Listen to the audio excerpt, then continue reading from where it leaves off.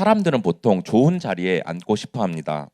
식당이나 카페에서도 경치가 좋고 선호하는 자리가 있습니다. 또 공연장에서도 비싼 자리에 앉으면 공연이 더 잘 보입니다. 기차를 탈 때도 일반석보다 특실이 더 좋습니다. 또 비행기를 탈 때 창가 좌석만 앉아도 좋지만 비즈니스 클래스, 퍼스트 클래스라는 좋은 자리가 있습니다. 이처럼 사람은 누구나 좋은 자리에 앉기를 원하기 때문에 돈을 더 지불해서라도 더 좋고 편한 자리에 앉습니다. 그런데 만약에 누가 나를 위해 돈을 대신 지불해주고 가장 좋은 자리로 바꿔준다면 어떨까요? 게다가 단순히 자리를 퍼스트석으로 바꿔주는 정도가 아니라 사망의 자리에서 생명의 자리로 바뀌는 것이라면 어떤가요? 그것도 영원히 죽을 수밖에 없었던 자리가 영원한 생명의 자리로 바뀌는 것이라면 어떤가요? 그렇게 된다면 누가 나를 위해 그렇게 했을까라는 생각이 들고 왜 그렇게 바꿔주셨는지 궁금할 것입니다. 그리고 그 은혜를 어떻게 갚아야 할까라는 고민도 생길 것입니다. 이같이 죄로 인한 형벌로 비참한 상태에 있는 우리를 하늘나라에서 영원한 왕노릇하도록 바꿔주신 이야기를 오늘 살펴보려고 합니다. 웨스트민스터 소유리문답 제20문에서는 하나님은 모든 인류를 죄와 비참의 상태에 멸망하게 내버려 두셨습니까? 라는 질문에 하나님은 오직 선하고 기쁘신 뜻대로 창세전의 몇몇을 영원한 삶으로 선택하셨습니다. 그리고 은혜의 언약을 세우시고 구속자를 통해 죄와 비참함에서 건져내시고 구원의 자리에 이르게 하셨습니다. 라고 답하고 있습니다. 아담이 에덴 동산의 선악과를 먹음으로써 인간은 하나님과의 행위 언약이 깨지고 죄와 비참한 상태에 빠졌습니다. 그로 인해 육체와 영혼이 모두 사망하는 영원한 멸망에 이르게 되었습니다. 그러나 하나님은 이러한 인간을 불쌍히 여기시고 그 죄를 벌하는 동시에 어떤 자들과는 은혜의 계약을 맺으시고 구원하셨습니다. 그리고 이 은혜의 계약이 하나님의 예정이라고 우리가 지난 겨울 성경학교 때 칼빈주의 5대 교리를 통해서 살펴보았습니다. 이것은 인간이 죄를 범하고 타락한 직후에 바로 맺어졌습니다. 우리 창세기 3장 15절 보겠습니다.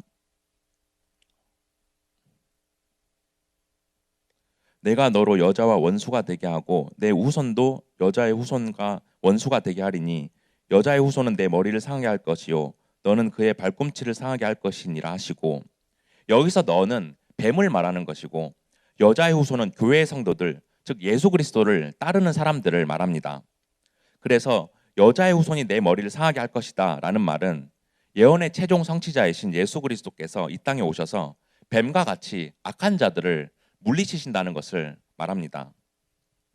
이처럼 하나님은 인간이 타락한 직후에 주님께서 이루실 구속사역을 예표하셨습니다. 그렇게 하나님은 아담으로 인해 깨어진 행위 언약 대신에 은혜의 언약을 주심으로써 우리에게 새로운 언약을 주셨습니다. 그래서 예수 그리스도를 믿음으로써 구원을 받게 하시는 이 은혜의 언약을 우리에게 주시는 것입니다. 그러므로 이 은혜의 언약은 그리스도 안에서 영원 전부터 예정된 백성들에게 맺으신 언약입니다. 그리고 이 언약은 우리의 어떤 행위의 근거를 든 것이 아니라 전적으로 하나님의 선택에 바탕을 두고 있습니다. 그래서 우리의 어떤 조건이나 선행이 아닌 오직 하나님의 기쁘신 뜻으로 선택하셨습니다. 따라서 우리의 공로나 의지로 택함을 받은 것이 아닌 하나님의 의지로 우리를 사랑해서 택하신 것입니다. 이것을 보면서 죄인인 우리는 멸망을 받아야 함이 마땅했지만 하나님께서 자비를 베풀어 주셨습니다. 우리가 전적으로 타락하고 부패한 자격이 없는 존재이지만 그럼에도 불구하고 하나님께서는 우리를 택해 주신 것입니다. 그래서 우리가 구원받기 원하면서 예수 그리스도에게 나아간다면 결코 버림받지 않습니다. 왜냐하면 하나님께서는 우리가 예수 그리스도에게 나아감으로써 구원받기를 원하고 계시기 때문입니다. 이처럼 우리는 하나님의 기쁘신 뜻대로 그리스도 안에 무조건적으로 택함을 받은 백성들입니다. 하지만 우리의 제약된 본성으로 인해서 계속해서 흔들리게 되고 예수 그리스도에게 나아가려고 하지 않습니다.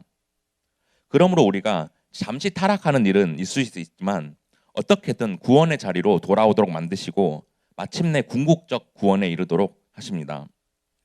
그리고 이것을 이루시는 은혜 언약의 보증인은 구속자이신 예수 그리스도이신 것입니다. 구속이란 원래 고대 노예 시장에서 유래한 말인데 노예를 몸값을 주고 사서 꺼내온다라는 뜻입니다. 그러므로 죄의 노예였던 우리가 감당해야 할 비용을 예수 그리스도께서 대신 지불해 주신 것입니다. 그래서 죄로 인해 죽을 수밖에 없었던 우리가 구속자 예수 그리스도를 통해서 생명의 자리로 나아가게 된 것입니다. 그런데 이러한 예수 그리스도의 구속을 전적으로 의지하며 살아가야 하지만 당시 에베소 교회 성도들은 그렇게 살아가지 못했습니다.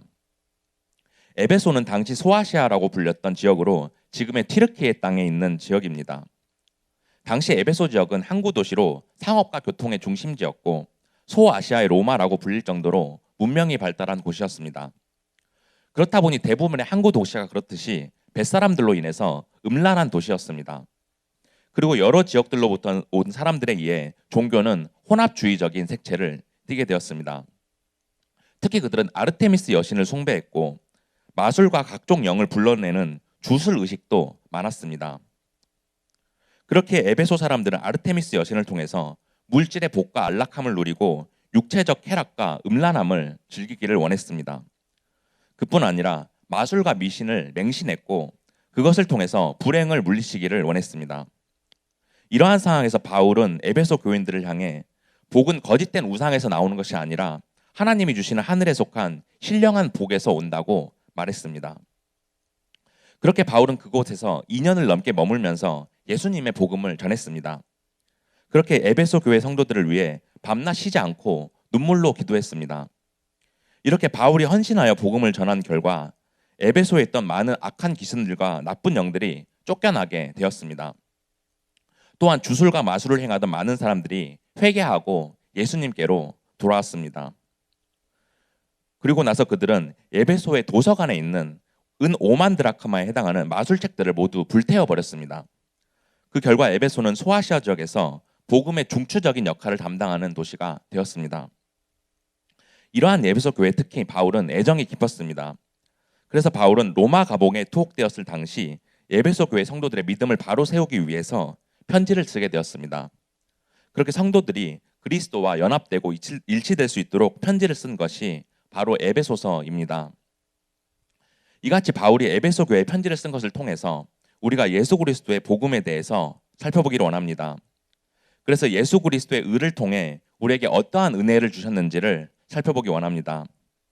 그래서 우리의 죄를 예수 그리스도가 대신 감당하셨다는 사실을 통해 우리를 택해 주신 하나님의 은혜를 고백하고 오직 그분께 영광과 찬양을 올려드리는 여러분들이 되기를 축복합니다. 첫 번째로 예수 그리스도의 의로 우리를 창세전부터 선택하셨습니다. 하나님은 우리가 그분의 앞에서 흠없게 살도록 하게 하시고 우리에게 복을 주시기 위하여 그분의 선하신 뜻으로 택하셨습니다. 그렇게 이 세상을 창조하기 전부터 우리를 예정하시고 선택하셨습니다. 우리 본문 3절 보겠습니다. 함께 읽습니다. 시작. 찬송하리로다. 하나님 곧 우리 주 예수 그리스도의 아버지께서 그리스도 안에서 하늘에 속한 모든 신령한 복을 우리에게 주시되.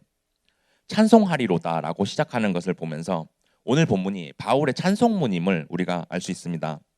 이 찬송문은 에베소서 1장 3절에서 14절까지 한 문장으로 되어 있는데 무려 202개의 단어로 구성되어 있습니다. 이렇게 바울은 찬송문을 빈틈없이 꼼꼼하게 구성함으로써 처음부터 끝까지 하나님에 대해서 찬양을 하고 있습니다. 이어서 하나님께서 하늘에 속한 모든 신령한 복을 주신다라고 말합니다. 여기서 신령한 복은 땅으로부터 온 육적인 복이 아니라 하늘로부터 온 영적인 복을 말하고 있습니다. 그리고 이것이 그리스도 안에서 이루어진다고 말합니다. 이 그리스도 안에서라는 표현은 바울은 에베소서에서 35번이나 언급합니다. 그리고 오늘 본문인 1장 3절에서 7절까지도 계속해서 그리스도 안에서라는 어구가 반복되고 있습니다. 그러므로 그리스도는 성도들이 거하는 곳이고 그것은 하나님의 구원과 복을 발견하는 곳입니다. 그렇게 신자들이 그 안에 거해서 그들이 복을 누리게 될 것을 말하는 것입니다. 게다가 그리스도의 인격은 상실되지 않기 때문에 성도들이 그리스도 안에 거할 때 성도들의 인격도 상실되지 않는 것입니다. 이처럼 바울은 에베소의 성도들이 그리스도 안에서 하나님의 은혜를 누리기를 원했습니다. 그리고 그리스도 안에서 살아감으로써 하나님과 동행하고 변화된 삶을 살기를 원했습니다. 그리고 그 성도들을 하나님께서 어떻게 택해 주셨는지를 오늘 본문에서 말하고 있습니다. 우리 본문 4절 보겠습니다. 함께 읽겠습니다. 시작. 곧 창세 전에 그리스도 안에서 우리를 택하사 우리로 그 사랑 안에서 그 앞에 거룩하고 흠이 없게 하시려고. 이러한 하나님의 선택은 이미 창세 전에 이루어졌다고 말하고 있습니다. 즉 하나님께서 이미 세상을 창조하시기 전에 자기의 백성을 선택하신 것입니다. 그러므로 하나님의 선택은 우리의 행동으로 어떤 영향을 미치기 전에 일어난 것입니다. 따라서 그것은 우리의 공로가 아닌 값없이 주어진 하나님의 선물인 것입니다. 그리고 하나님이 자기 백성을 택하신 것은 그 앞에서 거룩하고 흠이 없도록 하기 위함이라고 말합니다. 이것은 하나님의 선택하신 백성들에게 흘러나오는 속성을 통해서 그들이 구별되도록 하기 위함이었습니다. 그렇게 그들을 세상과 분리시킴으로써 하나님의 율법대로 살기를 원하셨습니다. 이를 통해 처음부터 미리 구원하시기로 선택된 자들은 하나님의 은혜로 끝까지 구원받도록 하셨습니다. 그러므로 이 말씀처럼 여러분들도 세상과 분리되고 구별되는 삶을 살아야 합니다. 그런데 그렇게 살아간다면 우리가 고난과 핍박을 당할 수 있습니다. 또한 세상 사람들에게 비난받고 차별당하게 될 수도 있습니다. 왜냐하면 하나님이 우리에게 뜻하신 길은 좁은 길이기 때문입니다. 그런데 우리가 이 땅의 삶이 끝이 아니라는 사실을 꼭 기억해야 합니다. 우리가 택함 받은 자들로서 구원받아 하늘에 있는 하나님 나라의 영생을 누리게 된다는 사실을 꼭 기억해야 합니다. 그리고 4절에 사랑 안에서라고 말하면서 그의 사랑으로 우리를 택하신 것을 말하고 있습니다. 구약 성경의 이스라엘도 그들의 공로로 인하여 하나님이 택하신 것이 아니었습니다. 우리 신명기 14장 2절 보겠습니다. 너는 내 하나님 여호와의 성민이라. 여호와께서 지상 만민 중에서 너를 택하여 자기 기업의 백성으로 삼으셨느니라. 여기서 지상 만민 중에 너를 택하여 백성으로 삼으셨다라고 말하고 있습니다. 그러므로 자기 기업의 백성들을 삼으신 것은 그 민족이나 의로움이나 위대함이 아니었습니다. 전적인 그분의 뜻으로 선택하셨고 그들을 일방적으로 사랑하셔서 택하신 것이었습니다. 이처럼 일방적으로 우리를 선택하는 사실은 하나님의 크신 은혜입니다. 왜냐하면 우리의 의지나 공로로 선택을 받았다면 그것은 하나님의 은혜가 아니기 때문에 우리가 감사할 수가 없기 때문입니다. 하지만 우리가 뭐 하나 잘난 것이 없고 잘한 것이 없이 오직 그분의 사랑으로만 택해 주신 것입니다. 그렇게 우리를 택하신 그분의 놀라운 은혜를 이 땅에서 죽는 날까지 감사하고 찬양해야 하는 것입니다. 저는 여러분들이 이 사실을 깨닫고 오직 그분의 사랑으로만 우리를 선택해 주셨다는 사실에 감사하기를 원합니다. 그렇게 우리를 자기 백성으로 택해 주신 그분의 값없고 측량 없는 은혜에 영광과 찬양을 올려드린 여러분들이 되기를 축복합니다. 두 번째로 예수 그리스도의 의로 우리를 양자로 삼아 주셨습니다. 하나님은 죄인인 우리를 그분의 은혜로 용서해 주셨습니다. 그뿐만 아니라 자신의 아들, 즉 양자로 택하시고 삼아 주셨습니다. 오늘 본문 5절 보겠습니다. 함께 읽겠습니다. 시작. 그 기쁘신 뜻대로 우리를 예정하사 예수 그리스도로 말미암아 자기의 아들들이 되게 하셨으니. 이처럼 자기의 아들, 즉 하나님의 아들로 우리를 입양해서 받아주신 것입니다. 그렇게 우리에게 그분의 자녀로서의 권리를 주셨습니다. 그리고 이 모든 과정은 아이가 부모를 고르는 것이 아니라 부모가 아이를 고름으로써 그분의 주권으로 우리를 선택하셨습니다. 그리고 전적으로 그분의 기쁘시고 선하신 뜻으로 우리를 고르셨습니다. 당시 시대 고대 로마법에 의하면 입양한 아들은 친자식과 동일한 권리를 가지게 되었습니다. 따라서 양자가 된 사람은 새로운 가정의 아들로서 모든 권리를 가지게 되고 이전 가문의 모든 권리는 완전히 상실했습니다. 그렇게 법적으로 완전히 새로운 사람이 된 것입니다. 그래서 과거의 가정에서 부채와 채무가 있었다면 그것들이 모두 면제되고 새로운 가문의 사람이 되는 것이었습니다. 그런데 하나님의 이 성도들의 양자됨을 예수 그리스도로 말미암아 이루신다고 말합니다. 왜냐하면 그들이 예수 그리스도와 연합될 때 하나님의 아들로서의 권리를 나누게 되기 때문입니다. 그로 인해 성도들이 하나님의 자녀가 되고 하나님이 지극히 뛰어난 아들 그리스도와 영적으로 연결되기 때문입니다. 그럼으로써 그리스도와 함께 하늘나라의 영광을 누리는 상속자가 되는 것입니다. 사랑하는 고등부 친구들, 우리 중에 창세 전에 하나님의 자녀로 선택받을 수 있도록 자격을 얻을 수 있는 사람이 있었을까요? 아무도 없었습니다. 즉 하나님은 우리의 공로를 보고 택하신 것이 아니라 하나님의 기쁘신 뜻대로 우리를 예정하시고 선택하셨습니다. 이처럼 우리를 그분의 기쁘신 뜻대로 택해 주셨다는 사실에 감사하는 여러분들이 되기를 소망합니다. 우리 본문 6절 보겠습니다. 함께 읽겠습니다. 시작. 이는 그가 사랑하시는 자 안에서 우리에게 거저 주시는 바 그의 은혜의 영광을 찬송하게 하려는 것이라. 여기서 하나님의 성도들을 자신의 양자로 예정하신 목적에 대해서 말하고 있습니다. 그가 이 일을 행하신 것은 그의 은혜와 영광을 찬송하게 하려는 것입니다. 또한 우리에게 거저 주시는 바라고 말하면서 우리를 양자 삼아 주신 그 은혜를 우리에게 그냥 주셨다고 말합니다. 이렇게 하나님은 우리를 그분의 선하시고 기쁘신 뜻으로 택하셨습니다. 그러므로 결코 우리의 생각이나 그 됨됨이가 아니라 하나님의 주권으로 택하신 것입니다. 그러므로 하나님께서 우리를 선택하신 목적은 그분이 영광 받기 위함입니다. 왜냐하면 우리를 값없고 풍성한 은혜로 택해 주실 때 우리가 전심으로 그분께 찬양 드릴 수 있기 때문입니다. 그래서 우리가 하나님의 은혜에 찬양을 올려드리는 것이 하나님께서 창세전부터 우리에게 계획하신 목적이라는 사실을 깨달아야 합니다. 그러므로 여러분들이 이 사실을 통해 하나님의 기쁘신 뜻으로 우리를 아들 삼아 주시고 그분을 찬양하도록 하셨다는 사실을 깨닫기를 원합니다. 그럴 때 하나님을 경외하고 그분의 말씀에 순종하는 여러분들이 되기를 축복합니다.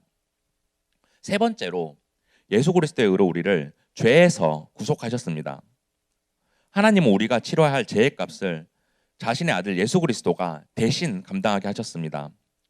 그렇게 우리의 죄를 씻겨주셔서 우리는 죄로부터 자유함을 얻게 되었습니다. 우리 본문 7절 보겠습니다. 함께 읽겠습니다. 시작. 우리는 그리스도 안에서 그의 은혜의 풍성함을 따라 그의 피로 말미암아 속량 곧 죄사함을 받았느니라.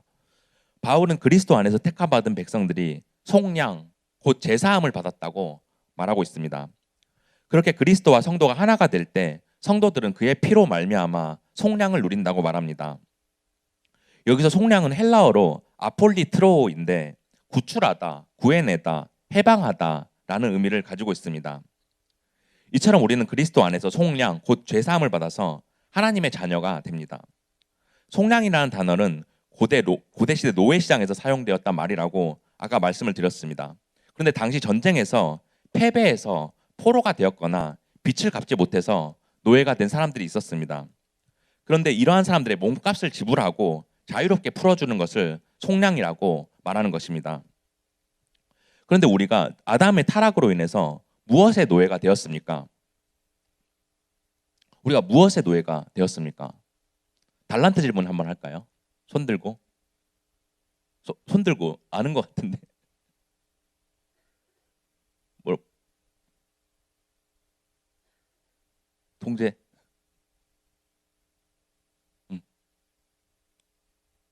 죄의 노예. 그치. 이따 5달란트 서기팀 선생님들한테 받으세요. 네. 네, 우리가 아담의 타락으로 인해 죄의 노예가 되었죠.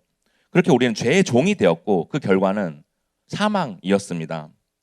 9세기에 콘스탄티누플의 장로 포티우스는 이렇게 말했습니다. 우리는 원죄와 자범죄로 인해 죄의 노예가 되었다. 그러나 예수 그리스도는 그의 피를 우리를 위한 몸값으로 지불하고 사로잡혀 있었던 포갑으로부터 우리를 속량하셨다. 이처럼 하나님의 법을 어기고 범죄한 인간은 하나님의 공의에 의해서 그 죄를 사하려면 마땅히 어떤 비용을 지불해야만 했습니다. 이에 예수 그리스도가 죽으셔서 죄의 비용을 지불해 주시고 자기 백성들의 생명을 살리신 것입니다. 그리고 7절에서 그의 은혜의 풍성함을 따라라고 말하면서 하나님은 자기의 아들이신 예수 그리스도를 보내주심으로써 그의 은혜를 아낌없이 풍성하게 주신 것을 말합니다. 그래서 그리스도를 통해 지불하신 그 높은 비용이 하나님의 풍성한 은혜라는 것입니다. 이렇게 예수 그리스도가 이 땅에 오셔서 우리의 죄를 대신하여 그 대가를 지불하심으로써 우리를 사망의 형벌로부터 해방시켜 주셨습니다. 그래서 우리는 죄인에서 의인이 되었고 죄의 노예에서 자유인이 되었으며 하나님의 원수에서 하나님의 아들이 되었습니다. 그러므로 자기의 아들을 통해 제사함을 주신 하나님의 풍성한 그 은혜에 우리가 감사하기를 원합니다. 그리고 우리를 대신하여 십자가의 형벌을 받으시고 우리의 모든 죄를 속죄해 주신 예수 그리스도만이 우리의 주님이라는 사실을 고백하는 여러분들이 되기를 축복합니다. 이제 말씀을 정리하겠습니다. 사랑하는 고등부 친구들, 하나님은 죄로 인해 아무런 답이 없던 우리에게 예수님을 보내주셨습니다. 그리고 예수 그리스도를 통해서 하나님의 예정하심에 따라 우리를 구원해 주셨습니다. 그렇게 우리는 하나님의 자녀가 되었고 그 과정에서 우리가 한 것은 아무것도 없습니다. 그러므로 우리의 어떠한 공로나 지분이 아닌 예수 그리스도의 전적인 공로로 우리가 의롭다함을 받았습니다. 그리고 그 사실을 통해 우리가 은혜를 입은 것들을 오늘 살펴보았습니다. 첫째로 우리를 창세 전부터 선택하셨습니다. 우리의 의지나 공로가 아닌 일방적으로 우리를 선택해 주셨습니다. 이처럼 오직 그분의 사랑으로 우리를 택해 주신 사실을 우리가 감사해야 합니다. 둘째로 우리를 양자로 삼으셨습니다. 그렇게 자기의 아들, 즉 하나님의 아들로 우리를 입양하고 받아주셨습니다. 그렇게 우리가 그분의 자녀로서 누릴 수 있도록 복을 주셨습니다. 그리고 그 모든 것을 그분의 기쁘고 선하신 뜻대로 행하셨습니다. 셋째로 우리를 죄에서 구속하셨습니다. 죄의 노예로 사망의 형벌에 놓여있던 우리의 모든 죄를 속량하셨습니다. 그분의 아들이신 예수 그리스도를 통해서 우리의 모든 죄를 속죄해 주셨습니다. 그렇게 우리를 향한 하나님의 이 놀라운 은혜, 우리가 이 땅에 죽는 날까지 감사하고 찬양해야 하는 것입니다. 찬양을 해도 되고 하지 않아도 되는 정도의 옵션이 아니라 반드시 우리가 해야 하는 것입니다. 왜냐하면 하나님의 풍성하신 은혜로 우리를 속량하시고 자녀로 삼아주셨기 때문입니다. 그러므로 구원을 베푸신 하나님의 그 은혜를 생각하며 깊이 감사하는 우리가 되기를 원합니다. 그리고 십자가에서 우리의 죄를 감당하시고 우리에게 구원을 베푸신 예수 그리스도의 의를 마음속에 새기는 여러분들이 되기를 원합니다. 그렇게 한 주간도 예수 그리스도의 구원의 은혜에 찬양과 영광을 올려드리는 여러분들이 되기를 주님의 이름으로 축복합니다.